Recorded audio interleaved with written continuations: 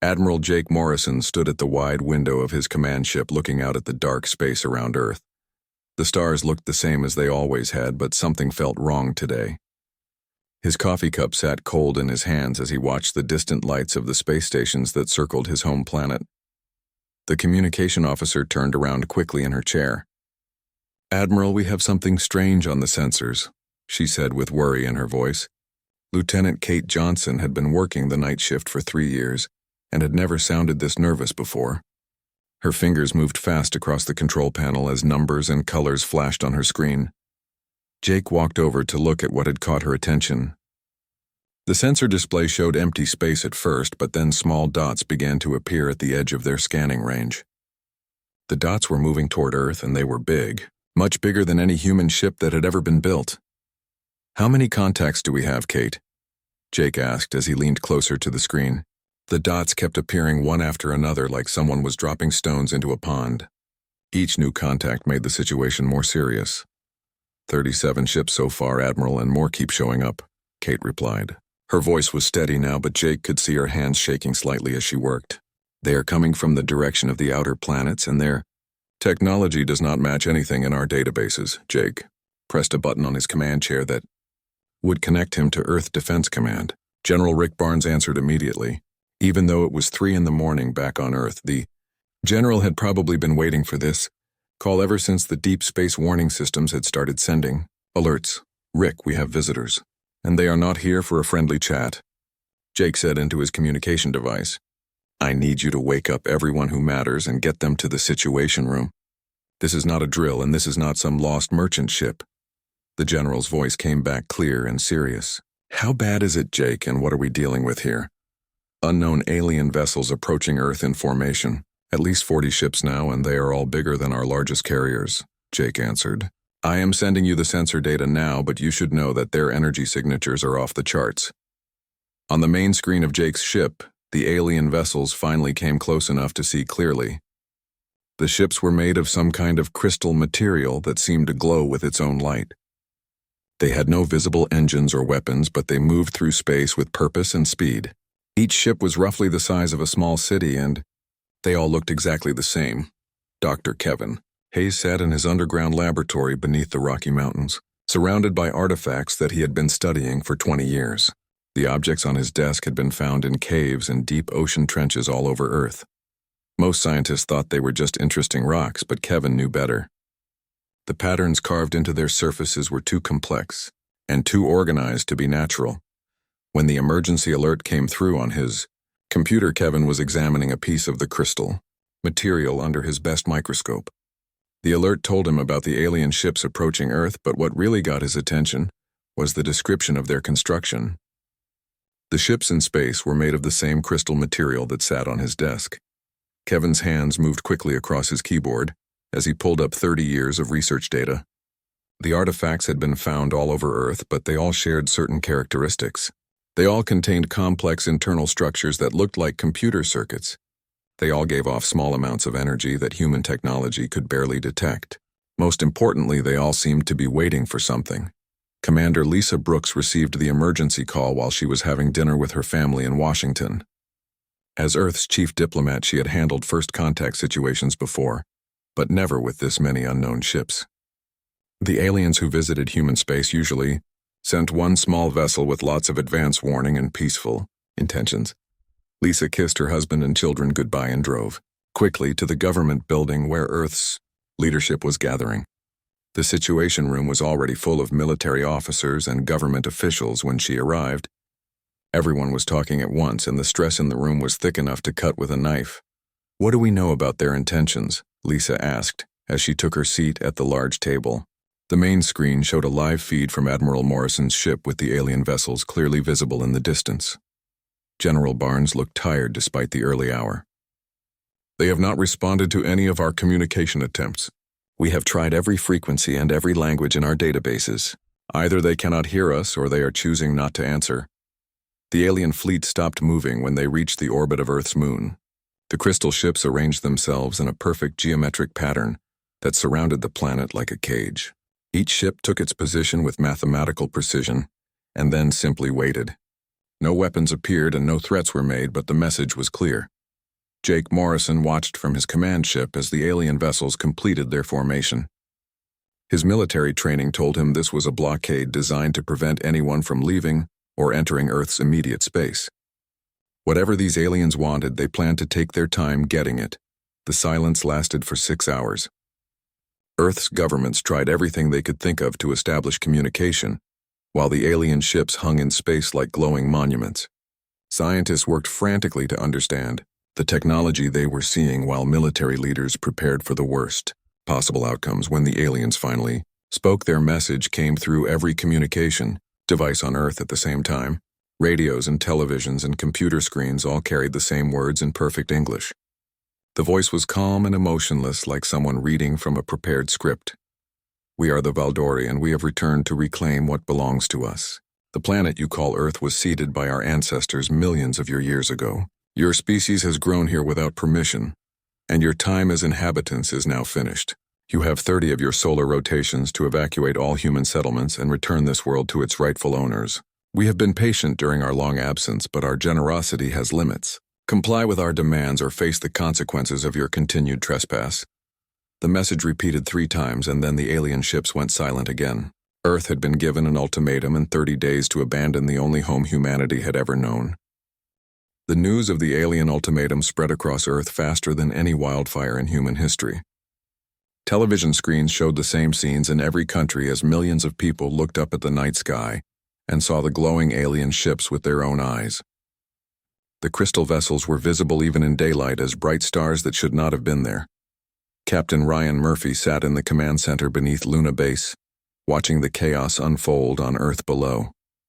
The moon base had been built 50 years ago as a military outpost, and now it might be humanity's last stronghold. Ryan had spent his entire career preparing for wars between human colonies, but never for something like this. The evacuation plans were a disaster before they even started. Earth's 12 billion people could not fit on all the colony ships that existed, even if they had years to load them. The transport vessels that carried goods between the star systems were not designed to move people, and most of them were already weeks away from Earth when the aliens arrived. "Sir, we are getting calls from every government on Earth," said Lieutenant Amy Phillips as she handed Ryan a data pad with the latest reports. "They want to know if we can defend the planet, and they want to know it right now." Ryan looked at the numbers on his screen and shook his head. "We have maybe 300 combat ships in the entire Earth defense fleet. The aliens brought 40 vessels that are each bigger than our largest carriers. The math does not work in our favor, Amy." Down on Earth, Dr. Amanda Foster worked without sleep in her laboratory at the Global Science Center. She had been studying alien biology for most of her career, but the Valdori artifacts that Dr. Hayes had sent her were unlike anything she had ever seen.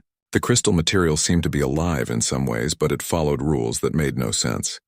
Amanda's computer screen showed genetic patterns that should not have existed. The alien technology was not just advanced, it was designed to work with living tissue in ways that human science had never imagined. The crystals could read DNA and modify it according to some kind of programming that was built into their structure. "This is not just about reclaiming a planet," Amanda said to her research assistant as they looked at the data together.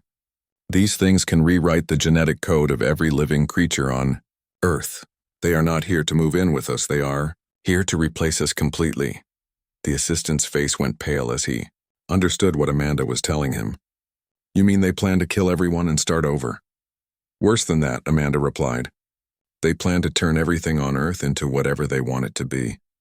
Every plant, every animal, every microbe will be changed to match their vision of what this planet should look like.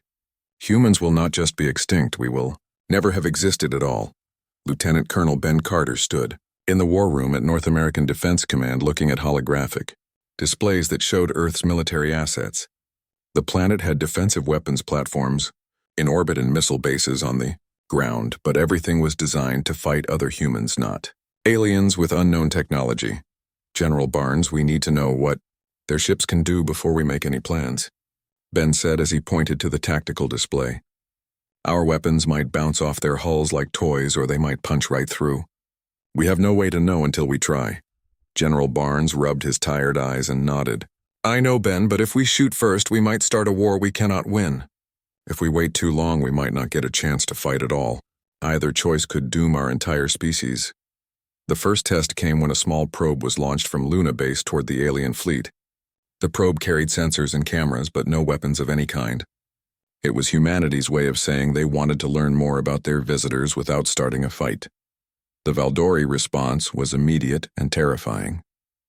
One of their ships fired a beam of blue light that turned the probe into dust in less than a second. The energy weapon had more power than anything humans had ever built, and it had been used casually like swatting a fly. Well, now we know their shields work, and their weapons are real, Ryan said as he watched the probe disappear on his screens. The question is whether they have any weaknesses we can use against them.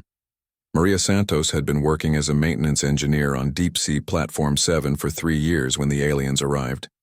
The platform sat above one of Earth's deepest ocean trenches and was used to study the strange lifeforms that lived in the crushing darkness below. Maria's job was to keep the equipment running and make sure the research submarines could do their work safely. On the third day after the ultimatum, Maria was performing routine maintenance on the deep scanning equipment when something caught her attention. The sonar was picking up movement from the ocean floor 6 miles below the platform. At first she thought it might be a whale or a large school of fish, but the shapes were too regular and too big. "Dr. Collins, you need to see this right away," Maria called to the chief scientist as she adjusted the sonar display. "There is something down there that should not exist." Dr. Collins looked at the sonar readings and frowned. "That cannot be right, Maria. Check the equipment and run the scan again. Those shapes are showing up as artificial structures, but nothing that large could exist at that depth." Maria ran the scan 3 more times and got the same results each time. The ocean floor was covered with structures that were clearly made by intelligent beings. The structures were huge, and they were arranged in patterns that looked like a vast city, built for creatures much larger than humans. "Doctor, these things have been down there for a very long time," Maria said as she enhanced the sonar image.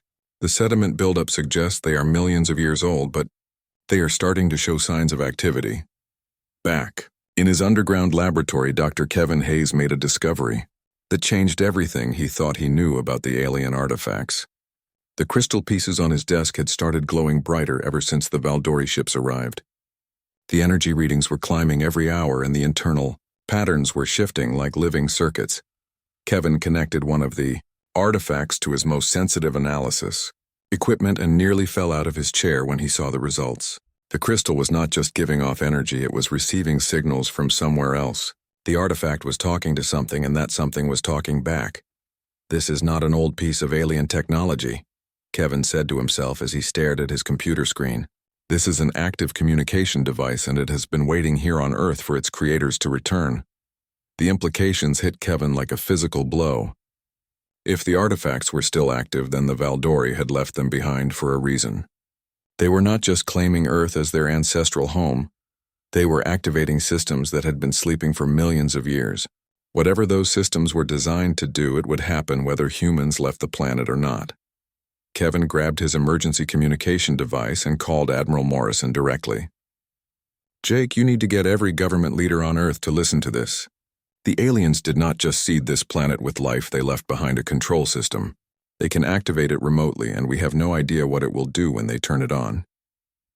The 30-day countdown had become meaningless. The Valdori had not come to negotiate or to give humans time to leave peacefully. They had come to flip a switch that would transform Earth into whatever they wanted it to become, and humanity had less than a month to figure out how to stop them. The first bombardment began on day 7 of the countdown. The Valdori ships did not target military bases or government buildings like human strategists expected. Instead, they fired their blue energy beams at seemingly random locations around the globe. Cities in Australia, Asia, and North America were hit. Without warning, as the aliens tested their weapons on human populations, Admiral Jake Morrison watched the attacks from his command ship and felt helpless rage building in his chest. The Valdori beams cut through Earth's atmosphere like hot knives through butter, and left smoking craters where neighborhoods used to be. Thousands of people died in seconds, and there was nothing the human fleet could do to stop it. "Admiral, we are picking up massive energy readings from the Pacific Ocean," Lieutenant Kate Johnson called out from her sensor station. "Something big is happening down there, and it is not the aliens." Jake rushed to Kate's station and looked at her display screens. The ocean depths were lighting up like Christmas trees as energy signatures appeared all along the deepest trenches.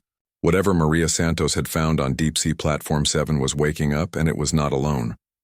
The water began to boil in 12 locations around the Pacific as enormous structures rose from the ocean floor. The things coming up were so large that they created their own weather patterns as they displaced millions of tons of seawater. Steam clouds formed around them like fog as they breached the surface for the first time in countless centuries. "Those are ships," Dr. Amanda Foster said as she watched the emergence from her laboratory. "But they are bigger than anything the Valdori brought. Much bigger." The vessels that rose from Earth's oceans made the crystal ships look like toys. Each one was the size of a mountain, and they were clearly built by beings who thought on a completely different scale than humans or Valdori. The hull material was dark blue and seemed to absorb light rather than reflect it. Captain Ryan Murphy received an emergency transmission on Luna Base that changed everything he thought he knew about Earth's history. The message came from one of the ocean ships, and it was in perfect English, even though the sender had never met a human before. "Human defenders, we are the architects, and we have been waiting for this day for longer than your species has existed," the voice said through the communication system. "The beings you call Valdori are not the creators of Earth's biosphere. They are invaders who destroyed our civilization millions of years ago and stole our work." Ryan nearly dropped his coffee cup as he processed what he was hearing. "Are you saying that you built Earth's ecosystem and the Valdori just took credit for it?" "Correct, human Ryan Murphy," the architect replied. "We created the genetic patterns that allowed life to flourish on this world. The Valdori conquered our people and claimed our achievements as their own. We went into hiding in your ocean depths and waited for the day they would return." Dr. Amanda Foster's research suddenly made perfect sense as she compared architect technology with the Valdori artifacts. The crystal devices were crude copies of much more sophisticated architect bioengineering systems. The Valdori had stolen the original technology and reverse-engineered it poorly without understanding how it really worked. This explains why their genetic modification systems are so unstable, Amanda said to her assistant as they analyzed new data from the architect ships. "They are using tools they do not fully understand based on science they never developed themselves." The Valdori fleet responded to the emergence of the architect ships by shifting into attack formation. Their crystal vessels moved with military precision as they prepared to engage what they clearly saw as a threat to their reclamation plans. The alien commanders probably thought they were dealing with some kind of human secret weapon. The first battle between Valdori and architect forces took place in the space between Earth and its moon. The crystal ships fired their blue energy beams at the dark vessels, but the weapons had no visible effect. The architect ships absorbed the energy attacks like sponges soaking up water. Their hulls are designed to convert energy attacks into power for their own systems, explained the architect, representative during another communication with Luna Base. "We learned to defend against Valdori weapons during our first war with them. What we never learned was how to fight back effectively." This admission worried Captain Ryan Murphy more than he wanted to admit. "What do you mean you never learned to fight back? You have ships the size of mountains." "We are builders, human Ryan Murphy, not destroyers," the architect replied. "Our technology is designed to create and nurture life, not to end it. We can defend ourselves, but we cannot attack without violating our most fundamental principles." That was when Ryan realized humanity's role in this ancient conflict. The architects had the defensive technology to protect Earth, but they lacked the willingness to use violence that might be necessary to win. Humans had the opposite problem with plenty of fighting spirit, but weapons too primitive to hurt the Valdori ships. "What if we combine our technologies?" Ryan suggested during an emergency meeting with Earth's leadership. "We give the architects our weapons and they give us their defenses. Maybe together we can build something that neither of us could create alone." General Barnes looked skeptical as he considered the proposal.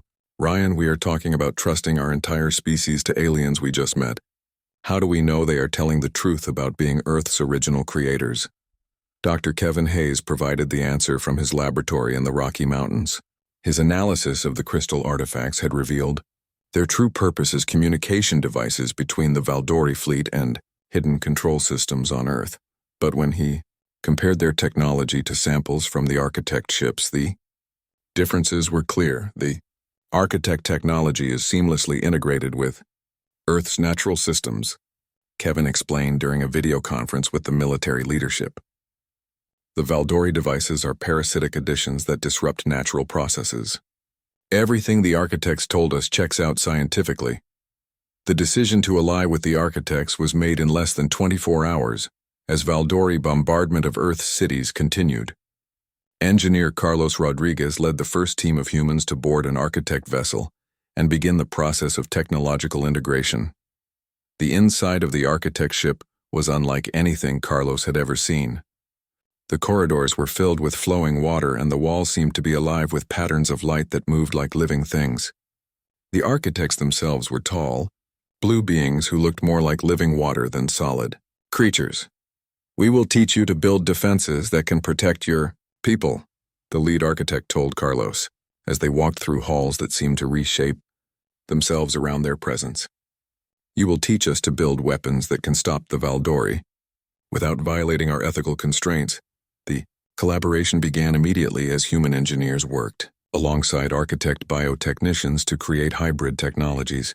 Earth's orbital shipyards were retooled to build vessels that combined human weapon systems with architect defensive capabilities and construction techniques. The first hybrid ship rolled out of the lunar construction facility after only 3 days of around-the-clock work. The vessel looked like someone had crossed a human destroyer with a living creature as organic curves blended with angular weapon mounts. It was beautiful and terrifying at the same time. "Let's see how the Valdori like fighting an enemy that shoots back," Captain Ryan Murphy said as he prepared to take command of humanity's first biomechanical warship.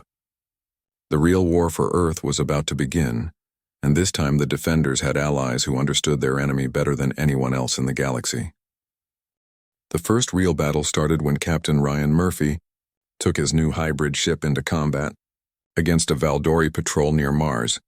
The crystal aliens had been moving closer to Earth each day, and now they were testing human responses in the outer solar system. Ryan's ship looked strange compared to the clean lines of traditional human vessels, but it worked better than anything humanity had ever built. The Valdori patrol consisted of 3 medium-sized crystal ships that had been scanning human colonies on Mars. When they detected Ryan's approaching vessel, they immediately formed a defensive triangle and powered up their blue energy weapons. The alien commanders probably expected another easy victory against primitive human technology. Ryan's ship took the first hit directly on its forward hull, but instead of exploding or burning, the hybrid vessel absorbed the energy and converted it into power for its own systems. The architect biotechnology worked exactly as promised as the living hull sections healed themselves and grew stronger from the attack. "All weapons target the lead ship and fire everything we have," Ryan ordered as his crew prepared to show the Valdori what human creativity could accomplish when given proper tools. The hybrid weapon systems opened fire with a combination of plasma cannons, nuclear missiles, and something completely new that the architects called quantum disruptors. The lead Valdori ships' shields held against the plasma and missiles, but the quantum disruptors went right through their defenses like they were not even there. The alien vessel began to break apart at the molecular level as its crystal structure lost the ability to hold itself together. In less than 30 seconds, the ship became a cloud of glittering dust. The other 2 Valdori vessels tried to retreat, but Ryan's ship was faster than anything they had ever encountered.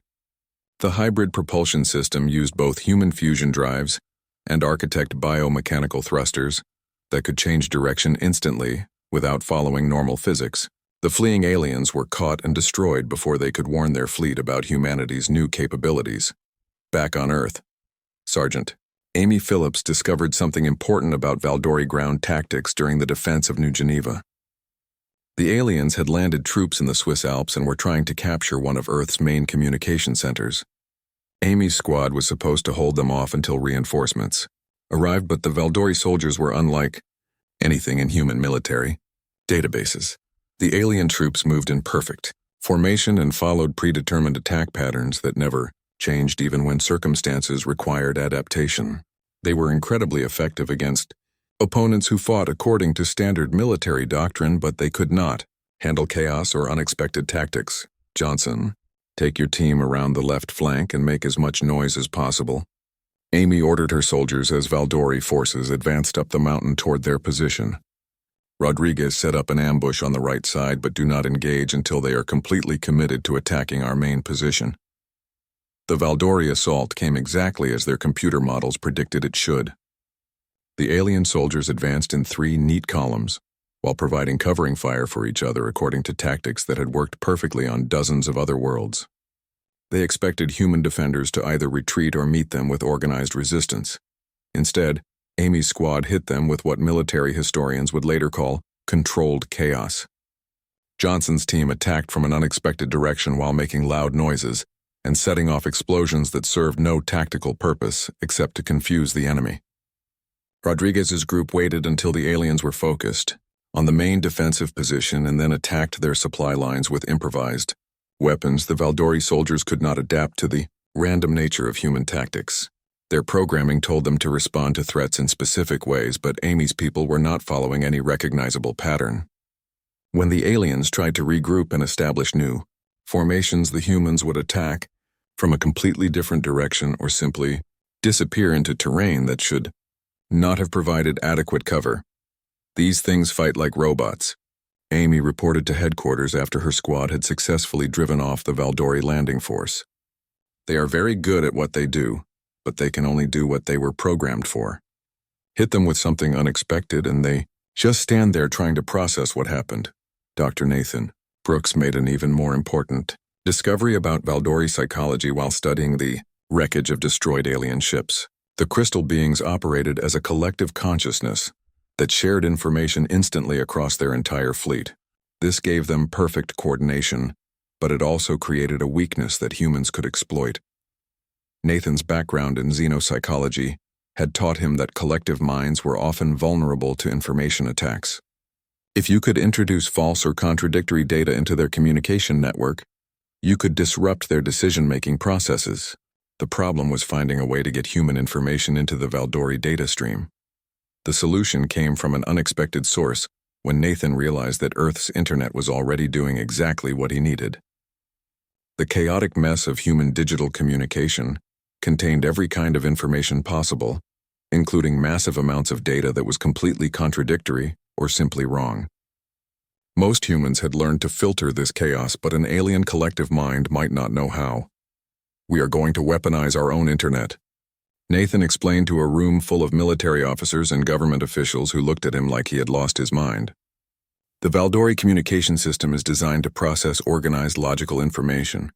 We are going to flood it with memes, conspiracy theories, and cat videos until their collective consciousness has a nervous breakdown. The plan sounded insane, but it worked better than anyone had hoped. When human technicians managed to hack into Valdori communication networks and begin broadcasting Earth's entire internet directly into their collective consciousness, the results were immediate and devastating. The alien fleet began moving erratically as their shared mind tried to process millions of contradictory pieces of information. Some Valdori ships simply stopped responding to commands as their crews became paralyzed by the sheer irrationality of human digital culture. Others began attacking each other as different parts of their collective consciousness reached different conclusions about what they should be doing. The entire alien fleet descended into chaos as their perfect coordination system became their greatest vulnerability. Engineer Carlos Rodriguez coordinated the final phase of Earth's counterattack from Luna Base as human and architect forces prepared to assault the main Valdori command ship. The plan was not to destroy the alien flagship but to capture it and force the enemy leadership to negotiate, rather than continue fighting. The assault teams used Valdori teleportation, technology that human engineers had reverse-engineered with their usual disregard for safety protocols.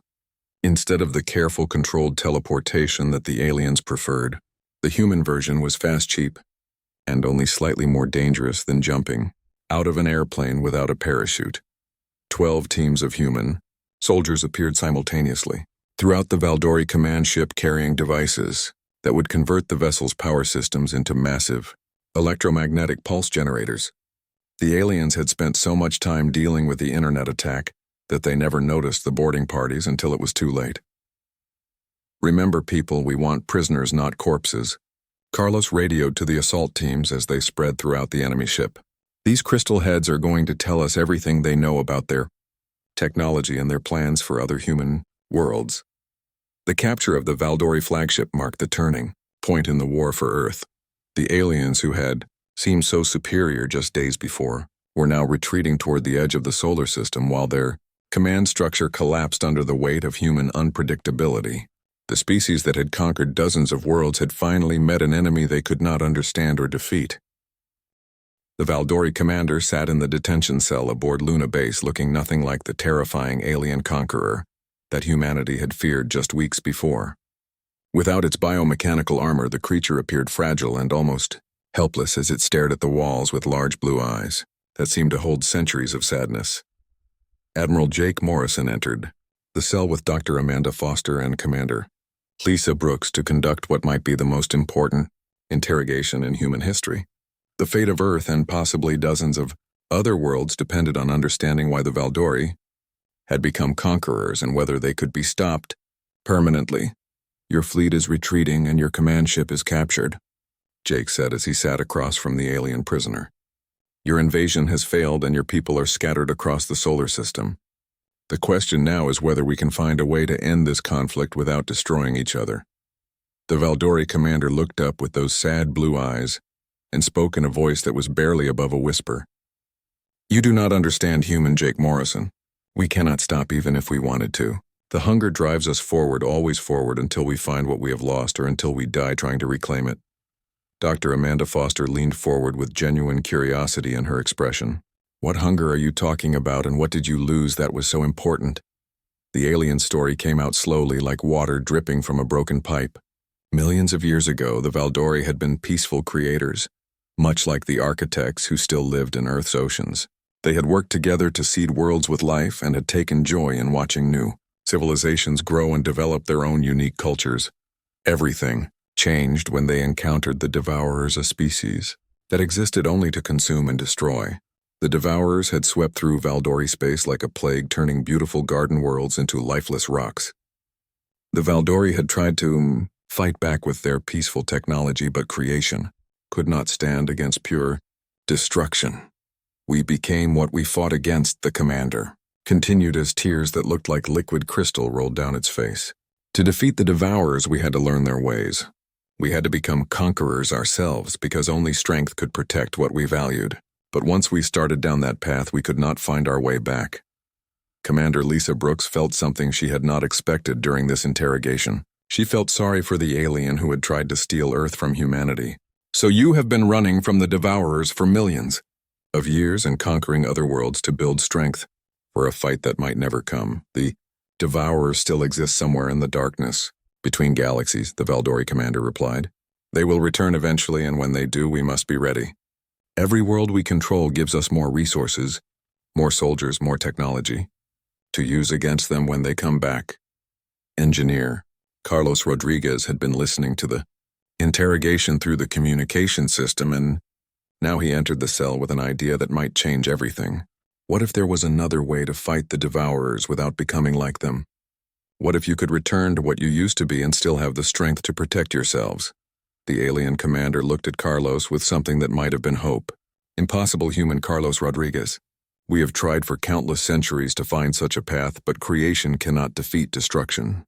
We learned this truth through bitter experience and the deaths of billions of our people. Maybe creation alone cannot win," Carlos admitted as he pulled up holographic displays that showed the recent battles around Earth. "But creation combined with human stubbornness and our complete refusal to follow anyone's rules might be something different entirely." Dr. Amanda Foster understood what Carlos was suggesting and felt excited by the possibilities. "If we could use architect biotechnology to reverse the changes that turned you into conquerors, the same genetic modification systems that you wanted to use on Earth could be adapted to restore your original nature. The process would not be simple or quick. The Valdori had spent millions of years becoming what they were, and changing back would require volunteers who were willing to give up the power and certainty that came with their collective consciousness. Many aliens would choose to remain as they were, rather than face the uncertainty of returning to their peaceful origins. Over the following months, a remarkable transformation began to take place. Some Valdori chose to undergo the biotechnological restoration process, while others decided to leave Earth's solar system and continue their eternal search for strength. The ones who stayed began working with humans and architects to develop new approaches to defense that did not require conquest. The hybrid technology that had won the war became the foundation for something much more important. Earth became a center for species who wanted to break free from cycles of violence that had trapped them for centuries. The planet that the Valdori had tried to reclaim became a sanctuary for refugees from their own destructive impulses. Admiral Jake Morrison found himself commanding a fleet that included human ships architect, biovessels, and reformed Valdori crystal cruisers. The mixture should not have worked according to any military doctrine, but somehow the chaotic combination was more effective than any single species could have achieved alone. "We are not trying to build an empire," Jake explained during a meeting with representatives from a dozen different worlds. "We are trying to build something that has never existed before. An alliance based on voluntary cooperation, rather than conquest or submission." The galaxy began to change as word spread about what had happened at Earth. Species that had been enemies for thousands of years started talking to each other about alternatives to endless warfare. The human concept of chaotic cooperation began to spread like a virus, infecting civilizations that had forgotten how to trust.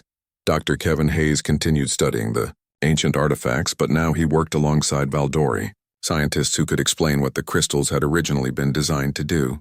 The devices were not weapons or control systems, but communication tools meant to help different species share knowledge and work together on projects that spanned multiple worlds.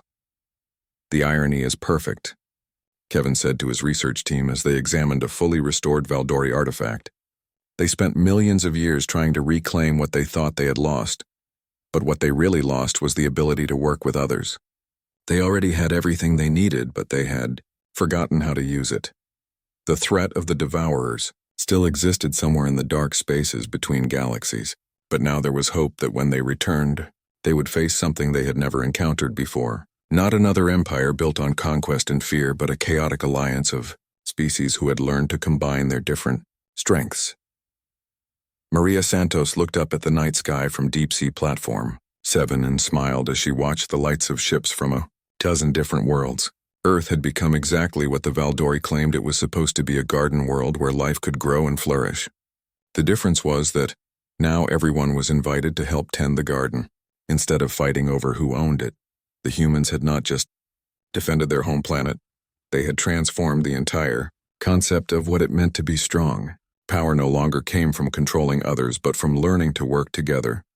Despite all the reasons why cooperation should be impossible, the galaxy would never be the same, and that was exactly what everyone had been hoping for without knowing it.